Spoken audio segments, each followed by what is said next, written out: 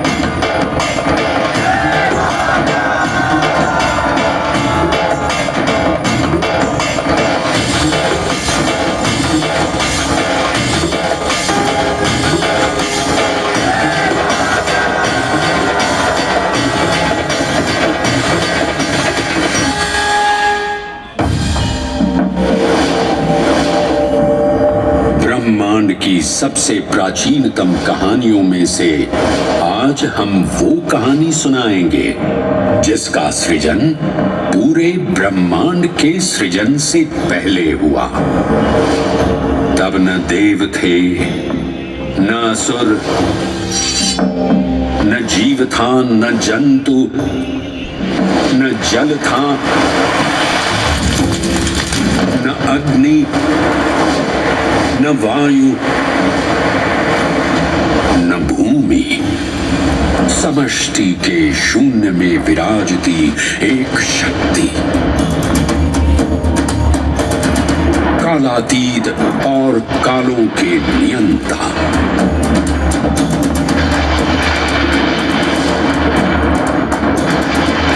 विधाता भी और विध्वंसक भी, अखंड, अचल, अविनाशी। ये कथा है उस महादेव के महाकाल स्वरूप की, जो सृष्टि के आरंभ भी हैं और काल के आगमन भी हैं। वे ही काल के सृजन करता और नियंत्रण करता भी हैं।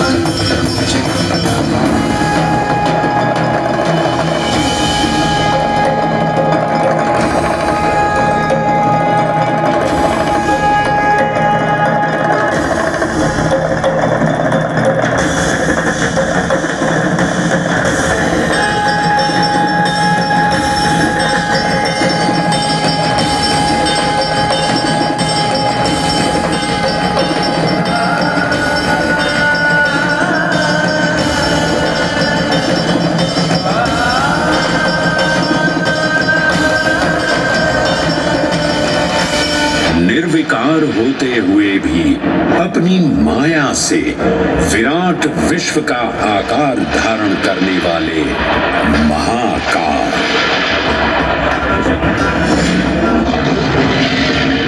मेरुगिरी को धनुष और भगवान विष्णु को बाण बना दैत्यों के 3 पुरों का नाश करने वाले महाकाल। वो महाकाल जो तीनों लोकों में विद्यमान सभी शिवलिंगों में प्रधान है।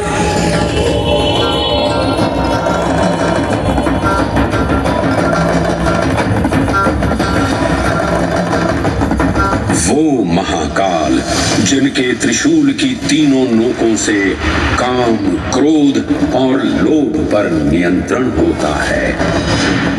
जिनके मस्तिष्क पर चंद्र शीतलता का प्रतीक है और जिनकी सवारी नंदी के 4 चरण सत्य, दया, दान और तप का चिन्ह है। हरे हरे महादेव, हरे हरे महादेव, हरे हरे महादेव, हरे हरे महादेव। न पुण्यं न पापं न सौख्यं न दुःखं न मन्त्रो न तीर्थं न वेदा न यज्ञः अहं भोजनन्नैव भोज्यं न भोक्ता चिदानन्दरूपः शिवोऽहं शिवोऽहम्। हरे हरे महादेव, हरे हरे महादेव। अहं निर्विकल्पो निराकाररूपो विभुत्वान् च सर्वत्र सर्वेन्द्रियाणां न चासङ्गतं नैव मुक्तिर्न मे चिदानन्दरूपः शिवोऽहं शिवोऽहं चिदानन्दरूपः शिवोऽहं शिवोऽहं चिदानन्दरूपः शिवोऽहं शिवोऽहं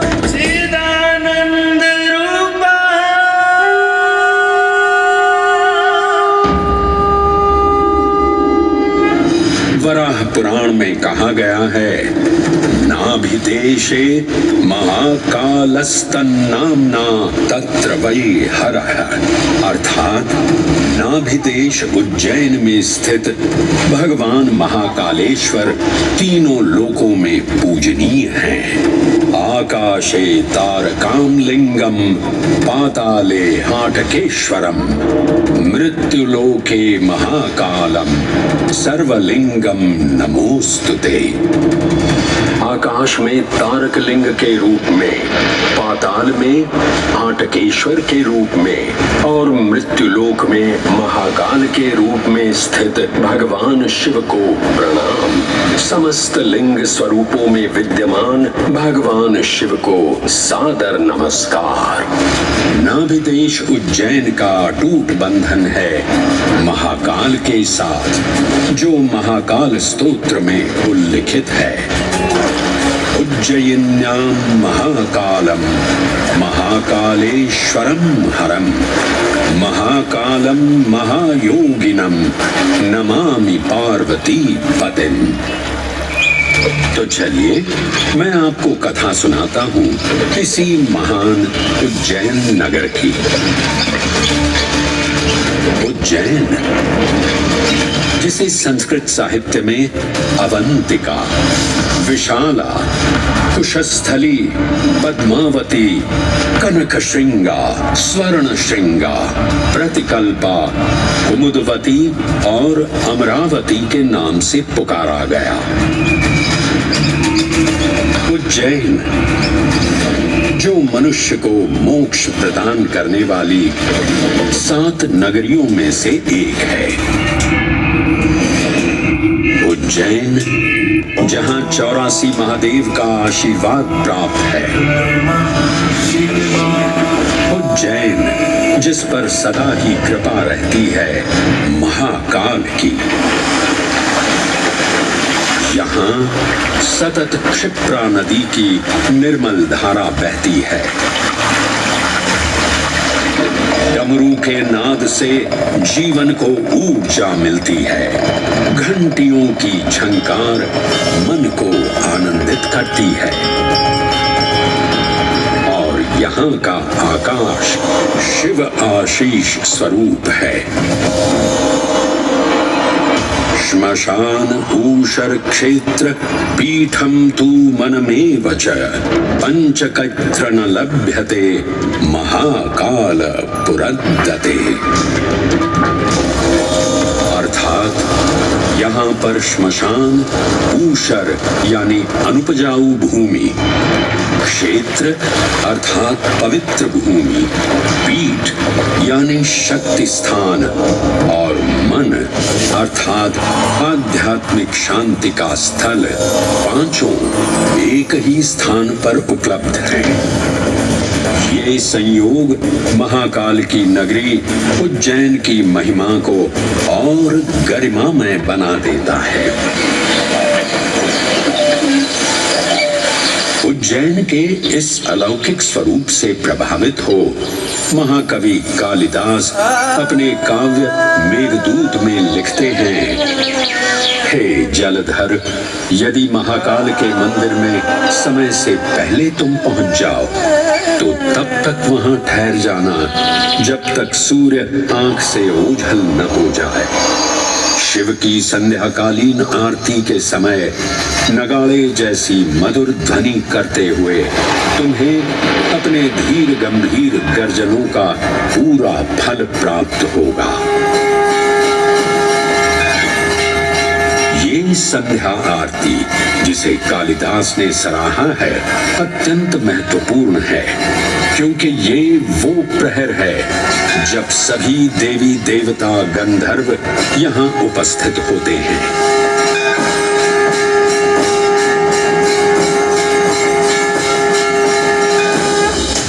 उज्जैन की महिमा अद्वितीय है।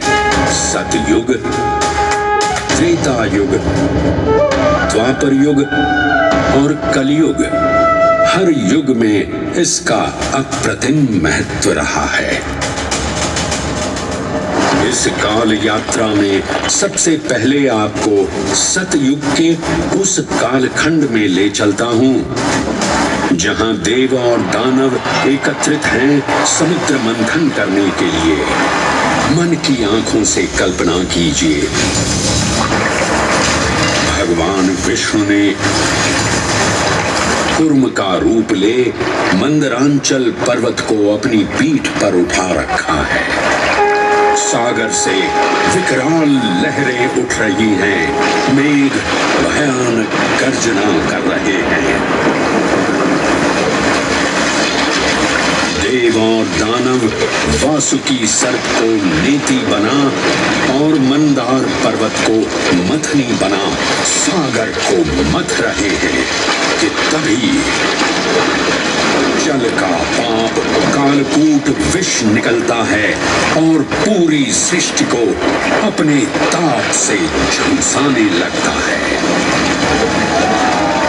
इस भयावह स्थिति ने देवताओं और असुरों के बीच हाहाकार मचा दिया। ये कैसा अनर्थ है? लक्ष्य था अमृतत्व का, पर अब मृत्यु की विकराल छवि हमारी आंखों के समक्ष मंडरा रही है। इस भयंकर संकट से केवल वही उद्धारकर्ता मुक्ति दिला सकते हैं जो समस्त विश्व के परम संरक्षक हैं। तभी सब महादेव की शरण में जाते हैं और पुकार लगाते हैं, ओम नमो भगवते रुद्राय। और फिर तुष्टा महादेव भक्तों की गुहार सुनते हैं, कैलाश से उतरते हैं, विष को अपनी अंजुलि में भर अपने कंठ में धारण करते हैं।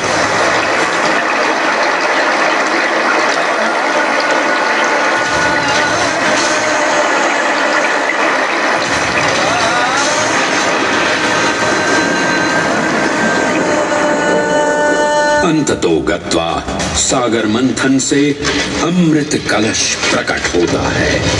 जैसे ही अमृत प्रकट हुआ, दानवों ने इसे केवल अपने आधिपत्य में लेने की आकांक्षा प्रकट की और संघर्ष छिड़ गया। आज यदि हम इस अमृत को प्राप्त कर सकें तो हम देवताओं पर हमेशा के लिए प्रभुत्व स्थापित कर पाएंगे। अमृत अपात्र हाथों में ना जा पाए, क्योंकि ये अपनी शक्ति का असीम दुरुपयोग करेंगे। इस अराजकता के परिणाम स्वरूप अमृत की कुछ बूंदें छलकी और पृथ्वी तक पहुंच गई। 4 स्थलों पर स्पर्श हुआ इन बूंदों का, हरिद्वार, प्रयागराज, नासिक और उज्जैन। अमृत की इन्हीं बूंदों के कारण उज्जैन में हर 12 वर्ष पर कुंभ सिंहस्थ मेले का आयोजन होता है। भगवान शिव की लीला देखिए। लोक कल्याण के लिए स्वयं विषपान किया और अपनी नगरी पर अमृत वर्षा करवाई। अमृत की पावन बूंदों से अभिसिंचित ये दिव्य उज्जैन भूमि रामायण के पृष्ठों में भी सम्मिलित हुई। सतयुग के बाद त्रेता युग में माता सीता की खोज में वानर सेना का यहाँ आगमन हुआ।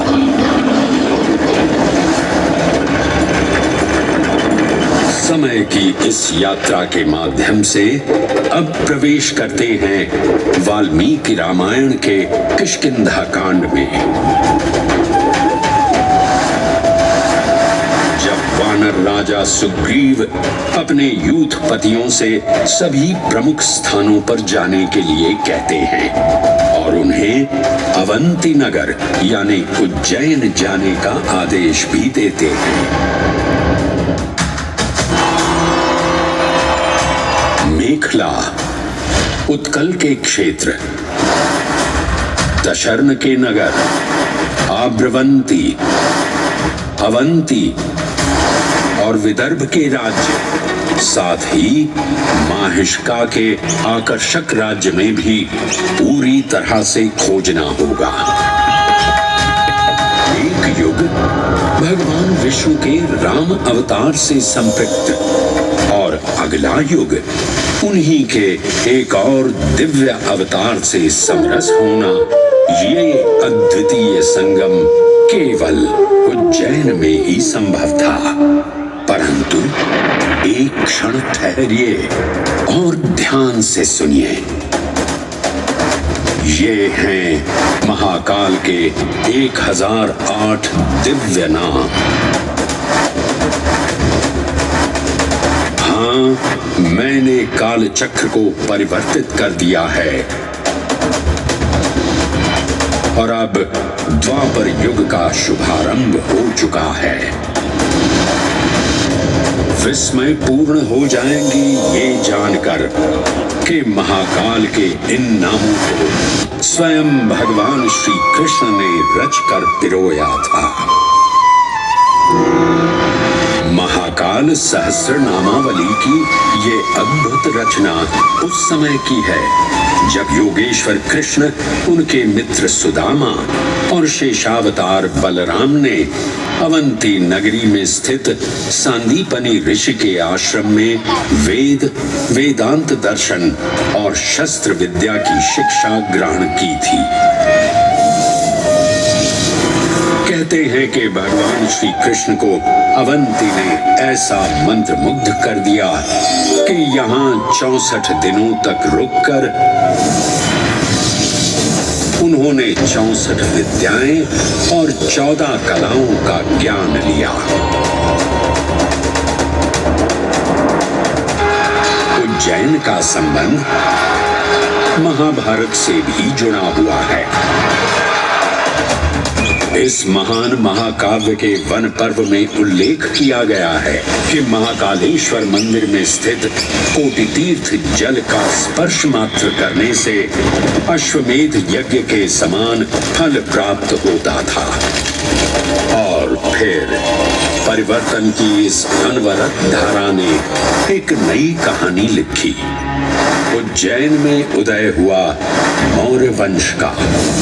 सम्राट बिंदुसार ने अपने पुत्र अशोक को उज्जैन का राज्यपाल बनाया और समय के साथ अशोक के शासनकाल में धर्म का विस्तार हुआ। मौर्य वंश के पश्चात विभिन्न राजवंशों, सम्राटों और नरेशों ने उज्जैन की सेवा की। उनमें से प्रमुख मालवागण और फिर गुप्त वंश ने यहाँ राज कर इसके वैभव में वृद्धि की। उज्जैन ने अपने भव्य तेज से जहां महात्माओं और शासकों को आकर्षित किया, वहीं इस नगर पर आतताइयों की दृष्टि भी पड़ी।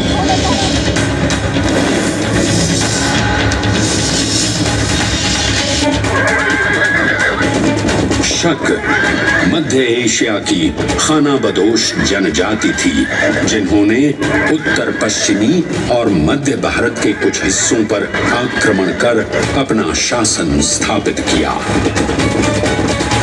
ईसा पूर्व प्रथम शताब्दी में जब भारत शकों के अत्याचार से त्रस्त था, तब उन शकों ने उज्जैन पर भी कब्जा कर लिया और फिर उज्जैन में उदय हुआ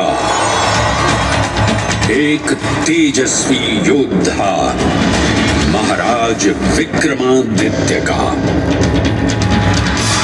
एक तरफ शकों का बल तो दूसरी तरफ विक्रमादित्य का अद्वितीय पराक्रम। विक्रमादित्य की तलवार महादेव के तीसरे नेत्र सी चमकी। प्रचंड युद्ध हुआ। महाकाल की कृपा से शूरवीरों ने शकों को परास्त किया और उज्जैन में गणतांत्रिक शासन स्थापित किया।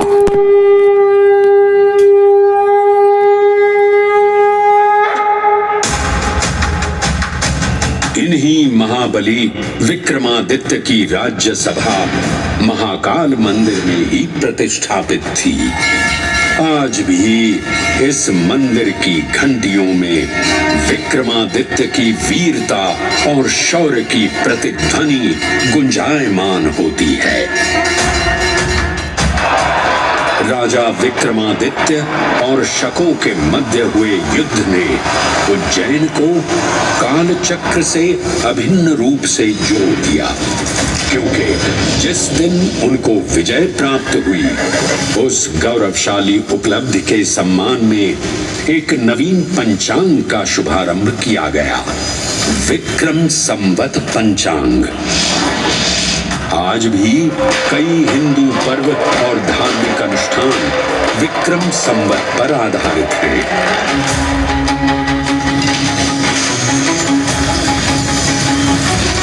पृथ्वी की भौगोलिक कर्क रेखा इस पावन उज्जैन भूमि से होकर गुजरती है।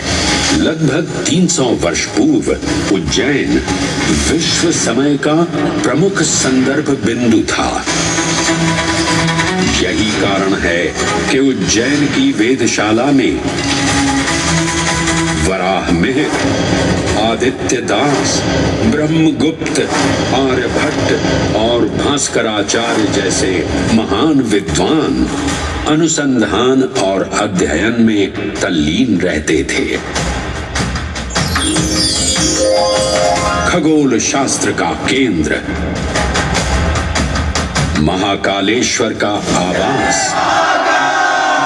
जगत गुरु कृष्ण की नगरी, विक्रमादित्य का राज। जयति जय उज्जैनी, वैभवशालिनी नगरी उज्जैन।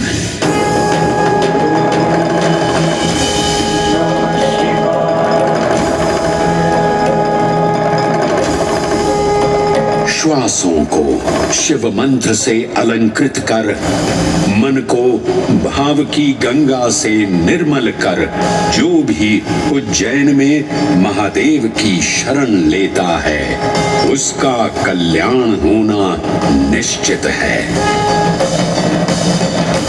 आज सुनी सबने गाथा महाकाल की, दर्शन जिनके दुर्लभ हैं, नमन करे जिन्हें काल भी, चरण में जिनके है बसा।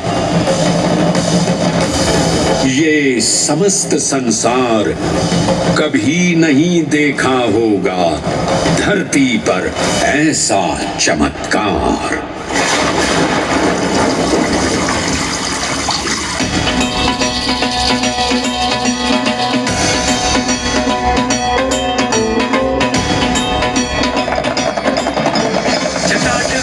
जल प्रवाह पावितस्थले गले विलम्बिताम्बुजं तुङ्गमालिका डमड्डमड्डमड्डमन्निनादवड्डमर्वयं चकार चन्द्रताण्डवं तनोतु नः शिव शिव शिव।